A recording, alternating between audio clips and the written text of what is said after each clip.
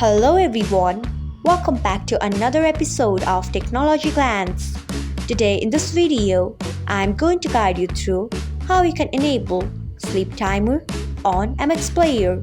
So let's get started. Firstly, open MX Player app in your device. Then tap on your profile icon if you haven't. Next tap on settings. After that, tap on player. Next tap on controls. Then you can see the option of sleep timer. Click on it by tapping on it. Next tap on OK. So this is how you can enable sleep timer on MX Player. Thanks for watching. If you found this guide helpful, we would love it if you hit the thumbs up button below. We upload great new tech tutorials like this one every day, so do not forget to subscribe to our channel and hit the bell icon so that you will never miss another update.